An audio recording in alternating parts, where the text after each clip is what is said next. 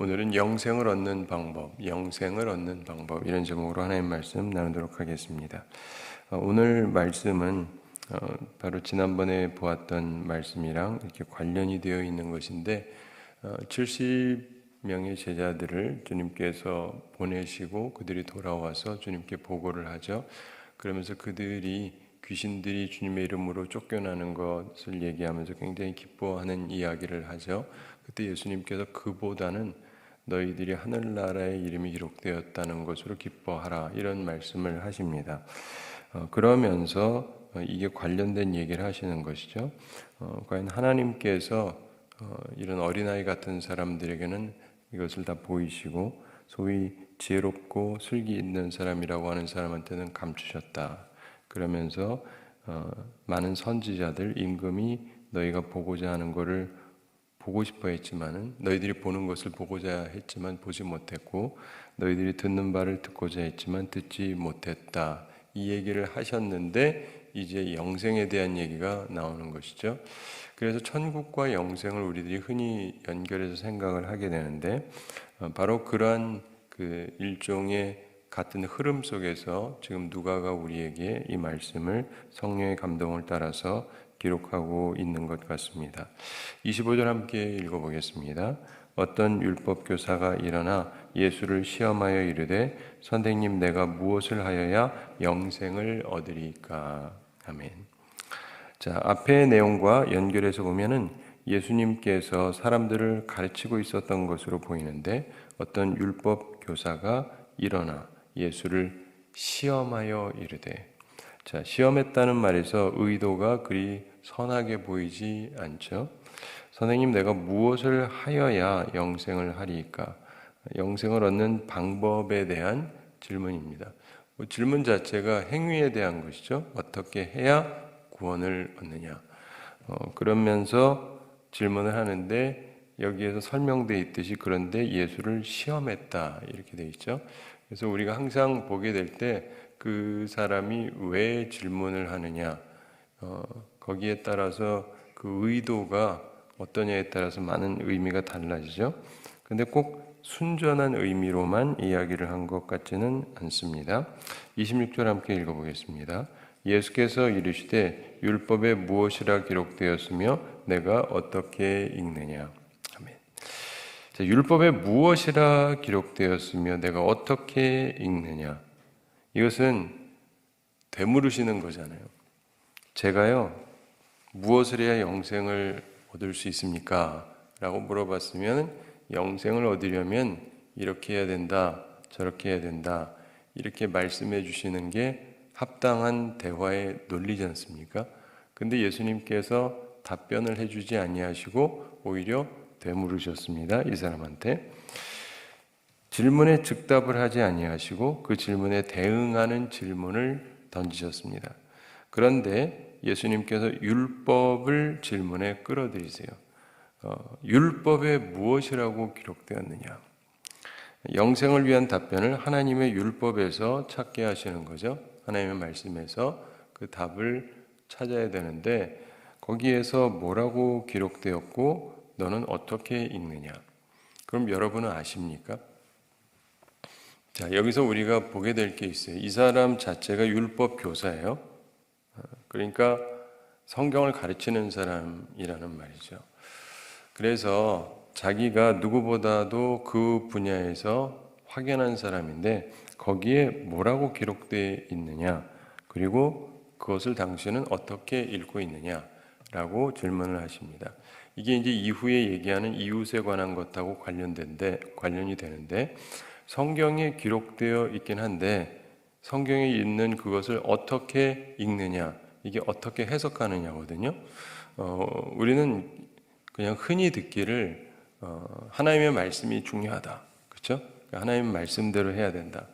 그러니까 하나님 말씀대로만 하면 다 되는 거라고 생각을 하는데 맞죠? 그게 맞아요. 그런데 거기서 끝나면 안 되고, 근데 중요한 건 그 다음에 여기에 해석이 달려요. 이렇게 써져 있는데 이것의 의미가 뭐냐? 거기에 대해서 사람들이 말하는 게 틀리단 말이에요. 다르단 말이죠. 똑같게 얘기하는 분도 있고 다르게 얘기하는 분도 있는데 목사님들도 다 똑같게 얘기하지 않죠. 똑같은 성경 본문 가지고 설교를 하는데 다 똑같이 얘기하지 않죠. 이상하다고 생각하지 않으세요? 아무튼 안 이상하셔도 상관은 없는데, 그런데 기본적으로 그래도 달라도 괜찮은 다름이 있고 다르면 안 되는 틀림이 있어요. 그래서 이단들도 성경을 사용합니다. 이단들이 성경 안 쓰는 게 아니에요. 그들도 우리처럼 성경을 봐요. 그리고 성경의 어떤 말씀들을 자기들 딴에 붙잡고 해석을 다르게 하는 거예요. 해석을. 대표적으로 피가름의 교리라든가 그 예수 그리스도의 피 뭐 이런 걸 하면서 약간 이상하게 적용을 하는 이단들이 있죠. 그래서 피에 대해서 막 이렇게 중시하면서 조금 이상하게 간다 그러면 할 필요가 있어요. 다 이단들입니다. 예수 그리스도의 보혈이 당연히 중요하긴 한데 이걸 가지고 살짝 이상하게 해가지고 그 다음에 전혀 다른 곳으로 이제 흘러가죠. 이게 어디서 나오냐면 바로 해석이에요. 이걸 뭐라고 읽느냐, 이 말씀의 의미가 뭐냐. 그래서 왜 교회 아무나 세우면 안 되냐면, 그리고 왜 목회자가 신학을 공부하고 해야 되냐면 이 해석법을 바르게 해야 되기 때문에 그런 거예요. 그래서 해석을 다 같이 성경 보죠. 다 읽고 많이 보고 뭐 이 책 저 책 보고 참조할 수는 있는데, 그래서 이 해석을 어떻게 하냐, 어떻게 읽느냐, 이게 굉장히 중요한 거예요. 그리고 이 해석을 어떻게 하느냐에 따라서 그 당대의 흐름들이 있어요. 그 흐름이 그 시대를 풍요롭게 하기도 하고 완전히 엉망이 되기도 만듭니다. 종교개혁이 일어났을 때도 그렇죠. 여러분, 하나님의 교회를 위해서 건축 헌금을 한다는 건 좋은 일이지 나쁜 일은 아니잖아요. 근데 그 당시에 문제가 뭐냐면은 나중에 로마를 혹시 가셔서 베드로 성당을 가보시면 다들 생각하는 게 있습니다. 엄청나게 크게 멋있게 잘 지었다. 그게 뭐 거저 지어집니까? 돈이 있어야 지어지죠. 우린 항상 그렇죠. 남이 했으면 와 멋있다. 근데 내가 하려고 그러면 말도 안 되죠. 너무 돈이 많이 드니까. 근데 그거를 그 옛날에 지으려고 하니까 엄청난 돈이 드는 거예요. 그러니까 돈이 있으려면은 교회에서 그 돈이 어디서 나옵니까? 헌금이 있어야 되잖아요, 헌금. 근데 헌금을 위해서 사람들이 그냥 자유롭게 헌금하고 지었으면 좋은데, 그 엄청난 걸 지으려고 하는데 돈이 엄청나게 필요하니까 약간 이렇게 이상하게 얘기하기 시작했단 말이에요. 그래서 사람들의 헌금을 좀 더 유발시키기 위해서 어떤 액수의 돈을 헌금을 하면 당신은 천국에 곧장 갑니다.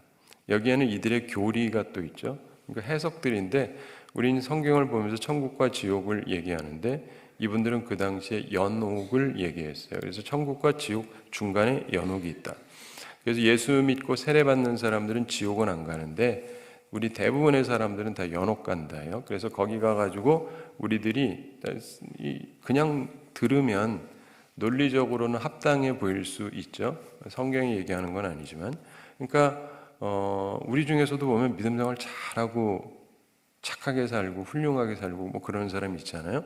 그리고 어떤 사람은 교회는 다니는데 참 문제가 있게 산다. 누가 봐도 뭐 이런 사람이 있죠. 그럼 이 사람들이 똑같이 간다는 거는 너무 불합리하다라고 생각이 되는 거죠. 그래서 연옥 얘기를 하는 거예요. 이게 있는데 층이 다르다는 거예요. 여기도 이제 층이 쫙 나눠져 가지고 이 사람은 지옥 바로 밑에서부터 연옥, 그다음부터 그다음 해서 가는데, 이 땅에서 그래도 주님 잘 섬기고 믿음의 삶을 잘 살았던 사람들은 천국에 가까이 간다. 그래서 그 연옥에서 고난을 당하고 정결하게 돼서 그 다음 단계로 가고, 천국을 갈 때는 깨끗해야 가기 때문에 의인들만이 가게 된다. 그래서 웬만한 사람은 죽자마자 천국은 못 간다. 이런 식의 교리를 갖고 있었어요. 근데 그냥 들으면은 굉장히 논리적이죠. 논리적이어서 그럴 법해요. 단지 성경에 의한 말씀은 아니어서 그렇죠. 그리고 성경에서도 그러한 단어를 찾을 만한 데가 있기는 있어요. 근데 그 작은 거 하나 가지고 이제 이만하게 만들어 가지고 그 다음에 여러 가지를 막 만들어서 사람들을 이렇게 가르치는데, 근데 여러분 생각해 보세요. 여러분 수준에 내가 이 정도의 삶이면 천국은 그냥 따놓은 당상이냐? 요즘 우리 같은 믿음이 없으면, 예수 믿으면 천국 간다는 생각이 없으면 행위로 간다면 내 행위로 누가 보더라도 하나님께서 의롭다고 여기시고 사람들이 봐도 그렇고 그래서 천국에 갈 만하냐? 그럼 조금 그렇죠. 그러니까 헌금을 하면 천국으로 곧장 간다. 그럼 하시겠어요? 안 하시겠어요? 그걸 믿으면 나 같아도 해요. 무슨 말인지 알죠? 그 말을 믿으면, 왜냐하면 천국 못 간다는데 고생을 한참 해야 된다는데 헌금을 하면 천국 간다니까 내가 낼 돈이 있으면 내야죠. 어떻게 하겠어요? 그렇죠? 이런 식으로 해서 한 거예요. 그러니까 이게 잘못된 거죠. 그냥 주님을 위해서 헌금하십시오. 주님 이렇게 섬기고 그러다 보면 주께서 복을 주시지 않겠습니까? 까지는 좋은데 이게 너무 많이 간 거예요. 그러니까 또 요즘에는 그걸 비판하는 사람들은 뭐 교회 건축 헌금 한다고 하나님이 복 주시는 줄 아냐? 아니다. 이 얘기도 또 틀린 거죠. 이해가 되세요? 모든 시대의 사람들이 치우침이 굉장히 심해요. 하나님을 위해서 선한 일을 하는 게 왜 아무 의미가 없습니까? 가장 대표적인 사람이 다윗이잖아요. 주님을 위해서 교회 건축을 하겠다고, 성전을 건축하겠다고. 그러면서 하나님께서 그를 기뻐하시고 그의 아들 솔로몬에게 왕위를 주시고 계속해서 왕위를 이어가게 하세요. 그의 마음이 특심한 것을 보시고. 그래서 우리가 기억을 해야 되는 것이 무엇을 하게 될 때 어떠한 의미에서 하느냐, 하나님께서 보신다는 것을 기억을 해야 됩니다. 근데 주님께서 네가 율법 교사니까 율법에 보면, 성경에 보면은 무엇이라고 기록되어 있느냐, 그리고 당신은 어떻게 읽느냐, 이런 얘기를 하십니다. 어떤 면에서요, 이 사람이 그러니까 잘 모르겠는데요, 해야 될 것 같은데, 여러분 성경 아시잖아요. 근데 이렇게 질문하면은 답을 하기가 좀 힘들어야 되는데 이 사람은 답을 쉽게 합니다. 즉 자기 딴에 답을 갖고 있는 거예요. 우리도 이 성경 말씀을 잘 알기는 하는데 여전히 이 사람처럼 우리는 답을 잘 안 하죠. 근데 이 사람은 자기 딴에 이게 답이라고 생각을 하는 거예요. 그러니까 예수님을 시험한 거라는 거죠.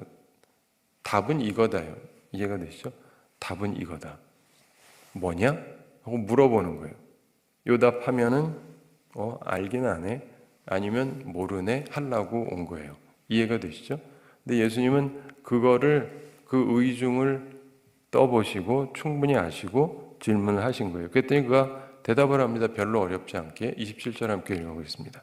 대답하여 이르되 내 마음을 다하며 목숨을 다하며 힘을 다하며 뜻을 다하여 주 너의 하나님을 사랑하고 또한 내 이웃을 내 자신같이 사랑하라 하였나이다. 아멘. 자, 신명기 6장 5절에서 너는 마음을 다하고 뜻을 다하고 힘을 다하여 내 하나님 여호와를 사랑하라, 이렇게 말씀하신 부분이 있습니다. 그리고 레위기 19장 18절에 보면 원수를 갚지 말며 동포를 원망하지 말며 내 이웃 사랑하기를 내 자신과 같이 사랑하라, 나는 여호와이니라, 이렇게 말씀하신 말씀이 있습니다. 그걸 그가 끌고 들어와서 이 말씀입니다 라고 이야기를 하는 거예요. 여러분 생각해 보셨는지 모르겠는데 그 말씀 여러분도 읽으면서 보면은 하나님께서 분명하게 이스라엘 백성들에게 하나님을 사랑하라 그럽니다. 너는 마음을 다하고 뜻을 다하고 힘을 다해서 하나님을 사랑해라. 이대로 우리가 일단 하기가 어려워요. 사실은 예수님께서 나중에 또 그대로 해라 그러는데 그대로 하면 되는다 치고 그게 되느냐, 이건 약간 별개의 문제입니다. 네 마음을 다하라, 그리고 너의 뜻을 다해라, 힘을 다해라. 이거는요, 다한다는 건요 100%예요. 우리 중에 특별히 이 새벽에 온 분들이면 그래도 하나님을 마음으로 사랑하시겠죠. 그리고 여러분의 뜻을 가지고 사랑하고 또 이렇게 새벽에 오는 것도 힘을 써서 사랑하는 행동이긴 한데 이게요, 다 한다는 건 100%를 얘기해요. 100%, 99가 아니에요, 100. 그러면 내 모든 마음이 하나님 사랑에 100% 들어가 있느냐? 여기서 자신감 있는 사람은 별로 없을 거예요. 좀 꽤 많긴 하지만. 그리고 나의 모든 뜻이 100% 하나님 사랑이냐? 글쎄, 그건 조금 그렇지 않아요? 내 뜻도 상당히 있지 않습니까? 다른 쪽으로. 그리고 무엇보다도 내 힘을 100% 다해서 하나님을 사랑하느냐. 자, 첫째, 새벽 기도 안 나오는 사람은 100% 하나님 사랑하는 건가요? 힘을 다해서? 이러면 조금 이상하죠. 제가 삐딱하게 얘기하는 게 아니고, 무슨 말이냐면 새벽 기도를 나왔다고 해서 그러면 1년에 한 번이라도 빠지면 그게 100% 다 하는 거예요? 이렇게 말하면 좀 힘들죠. 무슨 말이냐면 말 그대로 힘을 다한다 해도 진짜 100% 하나님을 사랑하는 사람이 있냐고요. 이걸 이해하셔야 돼요. 그러니까 사람들이 이거 뭐 이 정도면 괜찮다는데 그게 아니라 그게 불가능해요. 나중에 이 부분을 곰곰이 잘 생각해 보세요. 오늘과 내일. 이게 그냥 얼핏 들으면 괜찮죠. 하나님 사랑하면 천국 간다니까. 영생을 얻는다니까. 근데 문제는 100%를 할 수 있느냐? 아무도 하는 사람이 없습니다. 제가 보기에도. 제가 보기에도 아닌데 뭐. 사람 보기에도 아닌데. 무슨 말인지 알죠? 그 사람의 100%를 다해서 하나님을 사랑하고 있는 모습을 보이는 사람은 거의 없습니다. 그냥 개 중에 남들보다 좀 낫다죠. 저분은 그래도 좀 훌륭하다. 그렇긴 하지만 100%를 다하고 있느냐는 약간 별개의 문제예요. 그렇기 때문에 해석 문제도 굉장히 중요한 부분이에요. 그대로 해라. 그러면 살 거다. 근데 문제는 그대로 되냐 하는 거죠. 근데 나중에 이제 그 부분도 보겠는데. 근데 어쨌든 그 다음에 예수님이 말씀하실 때 이 사람이 말할 때 먼저 내 이웃을 내 자신같이 사랑하라 그랬죠. 근데 그 레위기 19장 18절 말씀인데 내 이웃 사랑하기를 내 자신과 같이 사랑하라고 말씀하셨는데 하나님께서는 그렇게만 말씀하신 것이 아니라 분명하게 원수를 갚지 말라고 구약 성경에서 말씀하셨어요. 율법에서. 원수 갚아도 된다고 말씀하시지 않습니다. 원수를 갚지 말아라. 신약 얘기가 아니라 예수님 얘기가 아니라 구약에 이미 나와 있어요. 그리고 동포를 원망하지 말아라.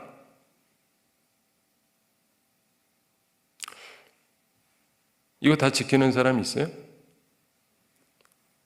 원수 갚지 않고 동포를 원망하지 않고 이웃을 자기 몸처럼 사랑하는 거. 그래요. 그러면은 영생을 얻겠죠. 근데 그게 되냐고요. 이해가 되세요? 근데 이 사람은 그렇게 성경이 얘기한다. 근데 그 중에서도 어떤 약간 곤란한 부분은 살짝 빼고, 무슨 말인지 알죠? 원수 갚지 말고 이 얘기는 빼고, 동포를 원망하지 말고 이것도 빼고, 이웃을 내 몸과 같이 사랑하라고 했다. 이 얘기만 한 거예요. 근데 신앙의 본질은 물론 사랑이죠. 그리고 사랑은 하나님과 이웃을 대상으로 하는 것인데 예수님께서 그 말씀을 들으시고 답변하시는데 참 특이합니다. 28절 함께 읽어보겠습니다. 예수께서 이르시되 내 대답이 옳도다. 이를 행하라. 그러면 살리라 하시니.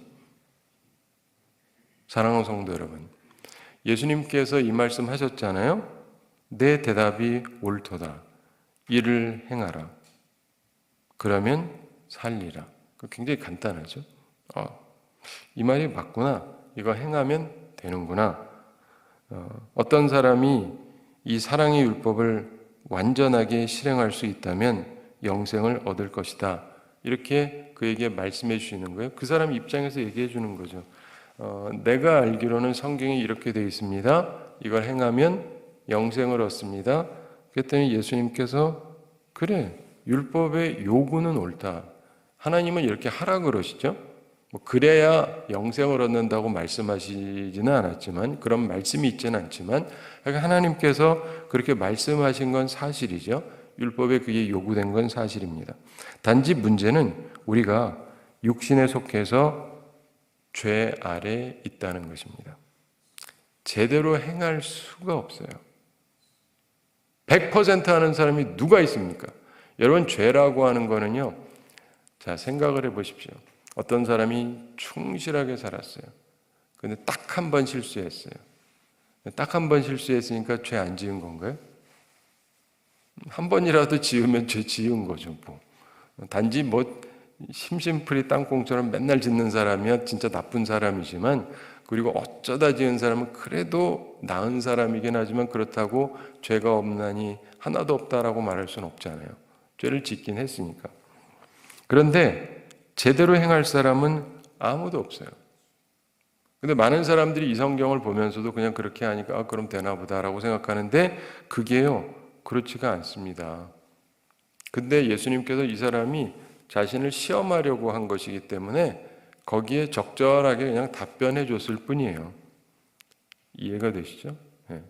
그에게 뭐 깊은 얘기를 한다고 해서 받아들일 사람이 아니거든요. 자기 틀이 딱 있어요. 거기에 맞춰서 그냥 답변을 해주셨을 뿐입니다. 근데 우리는 이걸 보면서 이러면 되겠구나. 그래서 많은 분들이 지금도 보면 하나님 사랑, 이웃 사랑을 자꾸 부르짖고 그리고 그걸 자꾸 기도하고 그리고 자꾸 얘기를 하는데 맞습니다. 그게 성경에 있으니까 그대로 해야죠. 그리고 노력도 해야 되고 근데 그거 하면 다 되느냐? 아닙니다. 왜냐하면 첫째 할 수가 없어요. 제가 예전에 미국에서 목회할 때 어떤 분이 그래요. 목사님 요즘에 우리 교인들이 조금 이상한데 목사님이 좀 사랑하라는 설교를 하시면 될 거래요. 그래서 내가 속으로 웃으면서 그 사람은 내가 말하면 듣겠어요? 이해가 되시죠? 여러분 제가 말하면 다 듣습니까? 네. 자기도 안 들으면서 내가 말하면 다 들을 거래. 듣긴 뭘 들어요? 물론 듣죠. 그렇지만 그걸 순종하는 건 별개 문제죠. 아니 어느 교회에서 사랑하지 말고 싸우고 죽이고 그러라고 어느 목사가 설교합니까? 그렇죠? 그럼에도 불구하고 싸움이 있잖아요. 그래서 사람이 물론 필요한 말씀이 주어지기도 해야 되지만은 그렇게 얘기한다고 다 되느냐? 그러면 얼마나 좋겠어요. 여러분 애들 키워보셔서 아시죠? 키우시면서 공부할 필요 없어. 놀고 먹어라. 교회도 다닐 필요 없어. 네 하고 싶은 대로 해. 그냥 속에 되는 대로 때리고 싶으면 때리고 난장판 치고 싶으면 치고 그러고 살아라 이렇게 가르치는 사람이 누가 있어요? 아무도 없지. 그래도 학교 가면 선생님 말 듣고 공부 잘 하라 그러고 그렇죠? 교회도 믿음 생활 잘하고 열심히 다니라 그러고 좋은 얘기를 하는데 문제는 애들이 그거를 100% 받아들이는 애가 거의 없죠. 왜요? 인간은 죄인이기 때문에 그래요. 사람이 의로우면 그걸 다 받아들이게 되죠. 근데 대단히 가슴 아픈 일이지만 우리가 낳은 자녀도 의롭지는 못해요. 그렇기 때문에 우리가 옳은 말을 하고 바른 말을 하고 좋은 말을 해준다고 다 듣는 게 아니에요. 물론 그것도 안 한다면 더 문제지만 그렇지만 말만 한다고 다 세상이 바뀌면 얼마나 좋겠습니까? 근데 세상이 그렇게 녹록하지가 않습니다. 근데 예수님께서 그 얘기하신 말씀을 또 오늘날에도 잘못 읽으시면 안 돼요. 읽긴 하죠. 읽고 나서 해석을 이렇게 하면 된다. 그럼 앞으로 내가 이렇게 해야 되겠다. 그러면 영원한 생명을 누리겠다. 라고 생각을 하시면 착각은 자유인데 문제는 그게 100% 되지가 않습니다. 율법에 있는 말씀들이 그래서 몽학선생이다 이렇게 표현을 하잖아요. 예전에. 그래서 율법은 아무 잘못이 없어요. 로마서에서도 얘기하는데 이게 부부관계로 해석을 합니다. 그래서 우리가 그 여성 입장 그리고 율법이 신랑 그런데 신랑이랑 결혼했는데 이 신랑이 문제 있는 신랑이 아니라 완벽해요. 근데 문제는 내가 이쪽이랑 맞춰서 살 수가 없다는 거예요. 그런데 여러분 우리가 새롭게 결혼하려면 어떻게 해야 되죠? 한쪽이 죽어야 되잖아요. 그래가지고 이 로마서에서 쓰는 표현이 그래요. 기억하시는지 모르겠지만 다들 별로 잘 기억을 안 하시는 것 같아요. 누가 죽어야 되잖아요. 누가 죽습니까? 율법이? 아니요. 내가 죽었다고 돼 있어요. 로마서에서 그렇게 표현해요. 율법이 죽었고 그래서 새로운 신랑 예수님이 오셔서 복음과 결혼한다가 아니고 율법이 죽었다가 아니라 내가 죽었다요. 하여간 둘 중에 하나가 죽으면 되잖아요. 그러니까 일반적인 논리와 일반적인 걸로 얘기하면 딱 맞아 떨어지진 않는데 왜냐하면 죽었으면 또 무슨 결혼을 하겠어요. 그런데 어쨌든 그렇게 표현을 해요. 율법이 잘못이 없기 때문에 근데 율법 가지고는 안 되니까 근데 이게 부부관계를 끊고 다른 걸 하려면은 이 하나가 죽어야 되니까 그래서 우리가 죽는다는 거예요. 우리가 그리고 예수님하고 새롭게 결혼한다. 근데 예수님께서 우리와 결혼을 하시면 이 신랑은 우리가 맞출 수 있는 거예요. 이 율법은 이래라 저래라 하는데 우리가 다 맞출 수가 없어요. 여러분 까다로운 남편이랑 살아보셨는지 모르겠는데 까다로운 남자들 저도 조금은 아는데 정말 하나부터 열까지 다 까다로워요. 모든 게 까다로워요. 밥 먹는 것부터 시작해서 반찬 사오는 것부터 시작해서 뭐 이런 걸 샀냐, 이거 얼마에 샀냐부터 해가지고 무슨 요리를 이따위로 하냐부터 해서 맛이 이게 뭐냐, 맛 하나 제대로 낼 줄을 모르냐, 하여간 별걸 가지고 다 따지는데 그거를 맞출 수 있어요, 없어요? 대답하기가 참 곤란하죠. 맞출 수 있는 분도 있죠. 개 중엔 어떤 사람은 맞추기가 좀 힘들고. 근데 그런 율법과 같은 요구들을 쭉 살펴보시잖아요. 율법을 보시고 진짜 적용해 보려고 노력해 보셨는지 모르겠는데 진짜 하기 힘들다니까요. 네. 그냥 그걸 해야 구원받기 때문이 아니라 그냥 하나님의 말씀이니까 제가 한번 해보자 하고 몇 가지를 실험해 본 것들이 있는데 그 중에 하나가 예를 들면 먹는 것 좀 생각을 해보자. 그래서 성경이 먹지 말라는 거를 안 먹어보려고 한번 노력해 봤거든요. 어느 정도 할 수 있나? 한 1년 정도 했는데 거의 불가능에 가깝습니다. 우리 한국 사람들은. 왜냐하면 우리 먹는 거의 모든 것들이 먹으면 안 되는 게 있어요. 우리 한국 사람들 제일 좋아하는 게 돼지고기 삼겹살 같은 거 있죠. 예, 돼지고기 일단 먹으면 안 되잖아요. 돼지고기 소세지도 먹으면 안 되고 김밥에 소세지 넣고 먹으면 안 되고 성경적으로 얘기하면 그 다음에 우리가 만들어 먹는 국이라든가 뭐 찌개라든가 이런 데에다가 많은 사람들이 뭡니까 조개도 넣기도 하고 새우도 넣기도 하고 이거 다 먹으면 안 돼요. 구약의 말씀에 의하면 그러니까 조개를 베이스로 했다라든가 새우로 했다라든가 이런 거 먹으면 안 돼. 오해하지 마세요. 제가 여러분 직접 먹지 말라고 얘기하는 거 아닙니다. 우리는 구약 시대를 살고 있지 않기 때문에 지금 먹어도 돼요. 단지 율법에 대해서 설명을 드리는 거예요. 그래서 그것도 먹으면 안 돼요. 랍스터, 대게 먹으면 안 돼요. 먹으면 안 돼요. 하여간 먹으면 안 되는 게 많습니다. 우리나라 사람들이 또 좋아하는 거 있죠. 뭐 장어 같은 거 절대 먹으면 안 돼요. 먹으면 안 돼요. 이러다 보면 먹을 게 별로 없어요. 먹을 게 별로 없어요. 그래가지고 제가 이렇게 신방 다니면서 이렇게 보다 보면은 어떤 경우는 한 반찬도 먹을 게 없어요. 밥은 먹어도 돼요. 근데 그 외에 국부터 시작해서 웬만한 거, 뭐 김치도 뭐 새우젓 들어가고 젓갈 들어가고 막 이런 경우 있죠. 새우젓 같은 거 쓰면 안 돼요. 그러니까 그런 식으로 따지다 보면 먹을 게 하나도 없어요. 그러면서 야 이거 피하고 살래니까 진짜 힘들구나. 그러면서 얼마나 인생이 피곤해요. 그거 하나만 해도 제가 얘기하는 게 이게 다가 아니란 말이에요. 수많은 것들이 있는데 그 중에 아주 일부에 해당하는 건데도 그걸 맞춰서 하려고 그러잖아요. 참 하기가 힘들어요. 그러니까 구약에 있는 말씀을 그대로 맞춰 산다? 그리고 성경을 제가 좀 전에 얘기한 것처럼 진짜 성경을 제대로 이해하면 하나님께서 너의 마음을 다해야 된다 하는 것은 내 마음의 50%, 60%, 70%, 80%, 90%를 해서 하나님을 사랑하는 게 아니라 100%를 다 써서 하나님을 사랑하라는 게 성경의 원어의 뜻이에요. 제가 하나님을 굉장히 사랑합니다. 누구보다 가장 사랑합니다. 그거 가지고 안 돼요. 하나님의 요구사항.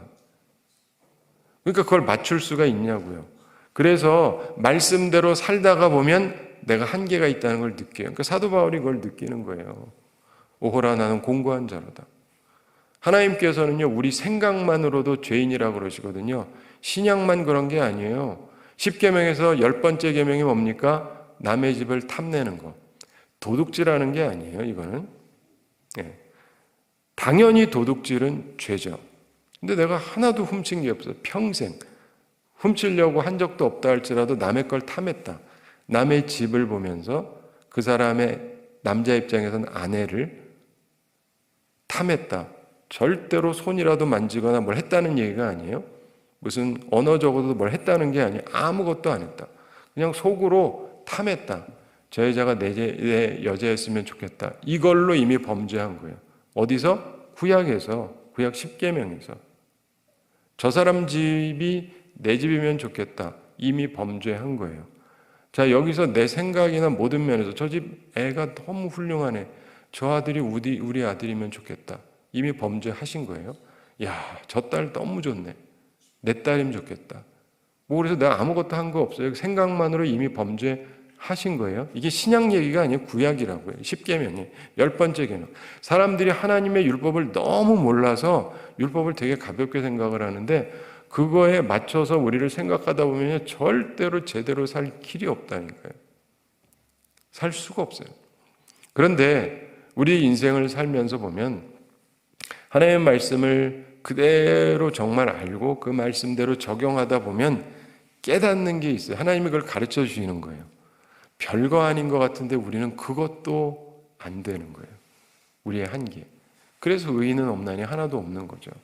그래서 예수 그리스도가 필요한 거예요. 예. 그 말씀대로 살려고 노력하다 보면 최종적으로 종국에는 예수님을 찾을 수밖에 없어요. 제가 이런 얘기는 자주 말씀 안 드리지만 사실은요, 종교인들도 마찬가지예요. 그 사람이 불교를 믿든 무엇을 믿든 진정으로 이 사람이 마음을 다하면 기독교로 올 수밖에 없어요. 저는 그렇게 생각을 해요. 왜냐하면 그들이 가지고 있는 모든 가르침에는 열린 부분들이 있어요. 기독교만 빼놓고. 우리는 아니잖아요. 우린 닫혔잖아요. 예수밖에 없죠. 그러나 불교나 이런 데는 그렇지 않아요. 깨달음에서 오는 거거든요. 그래서 깨달음이 되면 되는 거예요. 뭐든지. 근데 예수 그리스도를 통한 깨달음만 한 게 없어요. 그리고 이 사람들은요, 이 고통에서 벗어나기 위해서 이게 다 왜 어려움이 생기느냐? 이게 인간관계 때문이라는 거예요. 이걸 다 끊어버려야 된다. 그래서 속세를 떠나야 된다는 거예요. 그들의 가르침이.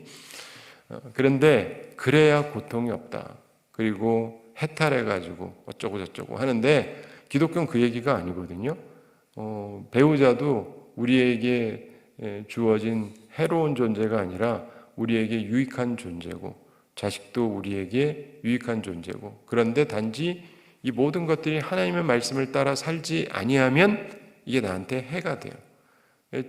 전도서에서도 그러잖아요. 잠언에서도 그러고 어떤 사람하고는 큰 집에서 사는 것보다 그냥 따로 살면서 움막에서 내가 혼자 사는 게 낫다. 결혼한다고 무조건 좋다고 성경은 말씀하는 건 아니에요. 그렇다고 결혼이 나쁘다는 것도 아니에요. 누구랑 결혼했느냐에 따라 얘기는 완전 다르다니까요. 그리고 자식도 마찬가지죠. 그리고 우리 살아가면서 보면은 어떤 사람은 참 나에게 복이 되지만 어떤 사람은 나한테 진짜 독 같다고요. 독. 그래서 성경이 얘기하는 바예요. 성경은 총체적으로 우리에게 설명을 하고 있습니다. 그리고 그 말씀을 통해서 우리가 결국 하나님의 말씀에 우리가 다 들어와야 돼요. 나도 그렇고 배우자도 그렇고 애들도 그렇고 주변도 그렇고 전부 하나님의 말씀에 들어와서 살아야 되는데 그렇게 살아도 우리가 죄인인지라 자꾸 실수가 있어요. 근데 이 안에 들어오지 않는데요. 무슨 수로 잘 살 수가 있냐고요. 잘 살 길이 없어요. 그 죄 많은 이 세상은 우리 집이 아닙니다. 그리고 이 땅에서 교회가 다 있다 할지라도 완벽하지가 않아요. 우리 교회가 뭐 완벽합니까? 딴 교회가 완벽합니까? 개 중에도 보면 좀 더 좋은 교회가 있기는 해요. 좀 더 나쁜 교회가 있기는 하고. 그러나 어쨌든 우리 사람 사는 데에는 어느 정도의 한계성은 있긴 하거든요. 근데 정말 중요한 것은 그 모든 것을 통해서 최종적으로 결론적으로 예수님을 볼 수밖에 없는 거예요. 근데 우리들이 그 말을 많이 듣기는 하는데 깨달은 분들이 그런 얘기를 하니까 쓰는데 이 과정을 모르는 분은요, 이 답은 아는데 이 답이 왜 있는지를 이해를 못해요. 왜 예수님밖에 없다라고 하는 것인지. 근데 어쨌든 예수님이 이 말씀을 하니까 29절 함께 읽어보겠습니다. 그 사람이 자기를 옳게 보이려고 예수께 여짜오되 그러면 내 이웃이 누구니까? 아멘. 그 사람이 자기를 옳게 보이려고 그의 의도에서 순전하지 못하다는 것이 설명이 되고 있습니다. 사람들 앞에서 자기가 의로운 사람인 것처럼 보여지고 싶어서 그래서 예수님께 묻습니다. 또 다른 질문을 해요. 그 질문하는 이유가 뭐냐면 자기가 의롭게 보이고 싶어서. 그러면 내 이웃이 누구니까? 많은 유대인들이 내 이웃을 사랑하고 원수를 미워하라 이렇게 곡해하고 있었어요. 그 당시에. 그래서 이웃에 대한 규명을 요청하는 것입니다. 그러면서 예수님의 유명한 비유가 나오죠. 사마리아인의 비유. 내일 우리가 나누겠습니다마는 예수님께서 하셨던 그 비유의 말씀이라 우리가 잘 알기는 아는데 이 부분도 어떠한 맥락에서 이 이야기가 나왔는지를 이해를 하셔야 돼요. 그러니까 예수님께서 말씀하시는 것은 이렇게 해라 라고 말씀하긴 하는데 이 얘기는 뭐냐면 영생을 얻으려면 어떻게 해야 되느냐 하는 사람한테 이렇게 하라는 건데 나중에 보면 아시지만은 사마리아인처럼 하기가 어렵습니다. 쉽지 않아요. 내일 또 보겠지만 그렇게 우리가 흔히 할 수 있는 게 아니에요. 근데 많은 분들이 이걸 가지고 그러니까 우리 이렇게 해야 됩니다. 해야 됩니다. 해야 됩니다. 해야 됩니다. 해야 되죠. 근데 문제는 되냐고요. 그러니까 우리가 이 말씀을 똑같이 보긴 하는데 이 말씀을 어떻게 읽느냐, 어떻게 이해하느냐는 우리의 삶에 굉장한 차이점을 가지고 오게 돼 있어요. 물론 이 말씀대로 우리가 따라 살아가려고 노력은 해야 되지만 하면서 우리가 계속 느끼는 거는 이게 잘 안 된다라는 걸 느끼는 거예요. 제가 제자 훈련하면 간혹 말씀드리는데 목회하다 보면은 힘들 때가 있어요. 그래도 뭐 감사할 때도 있고 즐거울 때도 있고 행복할 때도 있고 좋은 일도 있고 근데 예수님 말씀하셨던 팔복에서 마지막에 하시는 얘기 중에 하나가 누가 너희를 핍박하고 거스려서 거짓말로 너희를 괴롭히고 그럴 때 이런 얘기를 하시는데 자 보세요. 목사님 참 훌륭하십니다. 전 목사님을 존경합니다. 전 목사님을 사랑합니다. 잘 따르겠습니다 하는 건 좋지만 저를 누가 욕한다고 생각해 보세요. 기분이 좋을 건 없죠. 근데 그 욕도 사실이 아닌 욕을 하면 더 기분 나빠요. 제가 오늘 양복 입었죠. 목사가 왜 꼭 양복 입어? 하는 거는 그것도 비난이긴 하지만 사실은 사실이죠. 제가 양복은 입었죠. 근데 갑자기 말하기를 목사가 말이야 팬티바람에 와가지고 뭐 그랬다 그럼 사실이 아니잖아요. 굉장히 기분이 나쁘죠. 거짓말한 거니까. 근데 어떤 경우는요 거짓말로 욕하는 사람들이 있어요. 뒤집어 씌우는 사람들이 있다고. 뒤에서 그러는 게 아니라 앞에서 대놓고 그러는 사람들도 있어요. 참 희한한 사람들이에요. 그런데 그러면요 기분이 안 좋습니다. 여러분도 그렇죠? 네. 누가 나 욕하면 기분이 안 좋은데 사실이라도 기분이 나쁘잖아요. 그래서 우리 흔히 농담 삼아 하는 말 못생긴 사람한테 못생겼다고 사실대로 얘기하면 사랑받기 어렵습니다. 아무리 사실이라도 그렇잖아요. 나도 알지만 그 말하면 기분 나쁘잖아요. 근데 아닌데 거짓말로 나를 뒤집어 씌우면 진짜 화가 나죠? 진짜 화가 난단 말이에요. 근데 예수님께서 예수님 때문에 우리가 그런 어려움을 당하면 어떻게 하라고 그러시냐면 기뻐하고 즐거워하라고 그래요. 그러면서 하늘에서 상이 크다. 너희 전에 있던 선지자들도 그렇게 핍박을 당했다라고 말씀을 하십니다. 자, 이거는 예수님의 말씀이고 그걸 적용하면 되잖아요? 적용이 돼야 말이죠. 기분 나빠 죽겠는데. 그렇죠? 여러분도 생각해 보세요. 누가 나한테 거짓말로 뒤집어 씌워가지고 모함해가지고 그러는데 성경 말씀에 보면 기뻐하고 즐거워하라 그랬습니다. 그때 기쁘고 즐거우면 세상 사람들은 날더러 정신병자라 그러겠죠. 누가 기뻐하고 즐거워하겠어요? 제정신이면. 근데 예수님이 그러래요. 근데 이유가 있습니다. 하늘에서 상이 크다. 주님을 섬기다 보면 악한 자들이 그런 일을 한다는 거예요. 근데 예수님께서 기뻐하고 즐거워하래요. 그럼 하늘에서 상이 클 거를 생각하면서 기뻐하고 즐거워하라. 근데 그 말씀을 적용을 해야 되는데 쉽지가 않습니다. 첫째, 그 말씀이 떠오르지가 않아요. 화났을 때는 주님 저런 인간을 왜 살려두십니까? 벼락이나 쳐서 어떻게 하시든지 뭐 이런 마음들이 생기죠. 근데 이런 거를 극복을 하고 주의 말씀이 떠올라야 돼요. 떠올라야 되는데 떠오른다고 또 이게 적용이 되냐고요. 기뻐하고 즐거워가 안 돼요. 근데 주님이 그랬으니까 그래야죠. 그리고 하늘에서 상이 클 거다라고 생각하고 즐거워하라는 거예요. 근데 이 말씀을 가지고 계속 생각하고 성령은 주의 말씀이 떠오르게 해주시거든요. 그럼 그 말씀을 가지고 살면은 어떠한 경우에도 무너지지가 않습니다. 사람이 왜 시험 들고 살기 싫고 극단적인 선택까지 하게 됩니까? 시험에 드니까 기분 나쁘니까 섭섭하니까 이해가 가요. 충분히. 그런데 그걸 무슨 수로 극복할 수 있어요? 근데 예수님 말씀대로 하면 예수님이 그러잖아요. 이 말씀 쭉 가르치시면서 그 밖에도 다른 것도 많이 가르치시면서 이게 마치 집 짓는 거랑 똑같다. 근데 내 말대로 잘하면 밑에 주초를 제대로 닦은 거랑 같아가지고 어떤 게 와도 무너지지 않는다. 그러나 이걸 제대로 하지 않으면 무너진다. 그렇습니다. 제가 좀 전에 말씀드린 그런 말씀을 내 마음에 새기고 살아가는 모든 목회자와 교인들은 어떠한 경우에도 절대로 무너지지 않습니다. 그러나 이거를 제대로 깔아놓지 않은 분들은 이런저런 일이 닥치면 감당이 안 돼요. 교회 못 다니겠네요. 다 때려치고 싶은 거예요. 인생을 때려치고 싶은 거예요. 내가 뭐하러 사나? 이렇게 되는 거예요. 난 그분들을 비난하는 게 아닙니다. 그게 정상이에요. 근데 그러기 때문에 예수님 말씀으로 돌아와야 돼요. 그거 외에는 살 길이 없어요. 인생에는 수많은 어려움들하고 수많은 난관들이 있는데 주님은 그걸 다 하시면서 얘기하시는 거예요. 살다가 보면 별의별 일을 다 당할 테니까 근데 그 경우도 내 말을 기억하라는 거예요. 너 그거 괴로운 게 아니라 왜 하나님은 나를 이렇게 이상한 인간들만 만나게 하시고 괴롭게 하느냐가 아니라 하나님이 너를 기뻐한다는 증거다. 해석을 제대로 해라.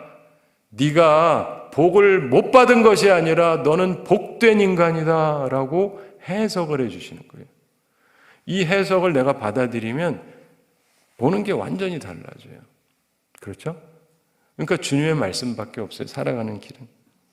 말씀을 뵙습니다. 사랑하는 성도 여러분, 우리들은 우리 나름대로의 어떤 생각이 있어요. 그리고 뭐 나도 안다는 성경 말씀도 있고 내 생각이 있고 이러면 되고 저러면 되고 다 있는데 주님 앞에 와가지고 주님 시험하듯이 자꾸 그러지 마시고 주님께서 가르쳐 주시는 걸 그냥 배우시는 게 최고입니다. 그리고 주님이 말씀하시는 대로 그대로 따라가는 게 최고예요. 제 인생 살면서 느끼는 것은 예수님을 그냥 따라간다라고 말로만 하지 말고 그럼 예수님이 뭐라고 그러셨는지 뭘 어떻게 하셨는지 그걸 기억하면서 따라가야 돼요. 어떤 분은 예수님 그러는데 예수님하고 전혀 상관없는 인생을 살아가는 분도 있어요. 그냥 예수님이라고 이름만 많이 부른다고 되는 건 아니잖아요. 바라기는 주의 가르침과 주의 말씀을 기억하면서 참으로 영생의 기쁨을 누리며 살아가는 우리 모두가 되기를 바랍니다. 우리 함께 기도하겠습니다. 사랑의 하나님 아버지, 우리를 사랑하시고 오늘도 저희들에게 귀한 말씀 주심을 감사드립니다. 어떤 율법 교사가 예수님을 시험하면서 선생님, 내가 무엇을 하여야 영생을 얻으리까? 그러한 질문을 했을 때 주님께서 그 사람에게 되물으셨고 그의 대답을 보시고 그대로 하라고 말씀을 하셨는데 사실 우리들에게도 그러한 교만함이 있지는 않은지 스스로 돌이켜보게 하여 주시옵소서. 내가 스스로 답을 가지고 있고 주님을 시험해보고 있지는 않은지 우리들이 주님 앞에서 항상 겸손한 모습을 갖게 해주시고 우리의 스승 되시는 주님 앞에 항상 겸손한 모습으로 나오고 주님이 가르쳐 주시는 바를 온전히 깨닫고 배우는 주의 사람들이 다 되게 하여 주시옵소서. 주님, 우리 성도들에게 함께 해주셔서 항상 주의 말씀이 생각나도록 주의 성령으로 우리들을 도와주시옵소서.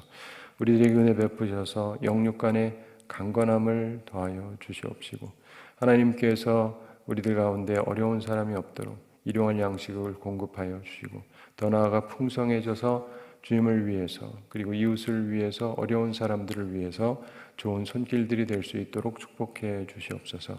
우리 가운데 시험 드는 사람 없게 해주시고 항상 악과 싸워 이기는 영적인 용사들이 되게 해주시고 성령의 전신갑주로 무장되어지고 항상 무시로 기도하면서 하나님의 지시를 받아서 하나님께서 우리에게 주시는 삶 가운데서 승리자로 살아가는 주의 사람들 다 되게 하여 주시옵소서. 감사드리며 예수님의 이름으로 기도드리옵나이다. 아멘.